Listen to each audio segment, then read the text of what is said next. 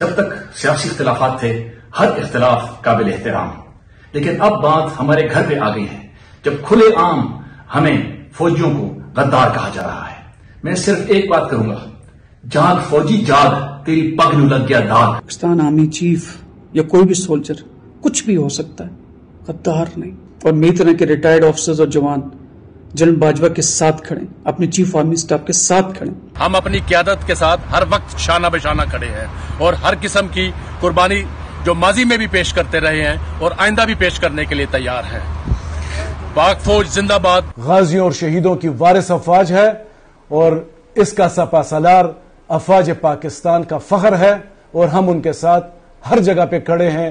افواج پاکستان زندہ باد۔ ہم ایک منظم قوم ہیں، ہمیں اپنے فوج پر فخر ہے۔ ہماری عسکری افواج اور خصوصی طور پہ عسکری قیادت ملک سے غداری کا سوچ بھی نہیں سکتے ہیں۔ ایک فوجی کچھ بھی ہو سکتا ہے مگر غدار نہیں ہو سکتا۔ سیاستدان اپنے سیاست کریں اور پاک فوج کو جو ہے اپنے کام کرنے دیں اور ان کو خواہ مخواہ بدنام کرنے کی یہ جو ہے نا سازش نہ کریں۔ یہ اگر جو ہے نا ہم کسی صورت اس کو جو ہے ہم برداشت اور قبول نہیں کریں گے۔ پہلے تو شاید ہم عمران خان کو پسند کرتے تھے، لیکن اب ہم کہتے ہیں کہ عمران خان خود غدار ہے، تفرقہ پیدا کرنے کی کوشش کر رہا ہے فوج میں اور سول میں۔ ہم آرمی کے ریٹائرڈ لوگ عمران خان صاحب کو یہ بتا دینا چاہتے ہیں کہ ان شہداء جن فوجیوں کے سروں کو کاٹ کر فٹ بال کھیلا گیا دہشت گردی کی جنگ میں، آپ ان کے لواحقین کو کیا بتانا چاہتے ہو کہ یہ میر جعفر اور میر صادق والی فوج ہے؟ ایسا ہرگز نہیں ہے۔ اور آپ خانہ جنگی کی بات کرتے ہیں، خانہ جنگی اس ملک میں نہیں ہوگی۔ اس ملک کے تمام ریٹائرڈ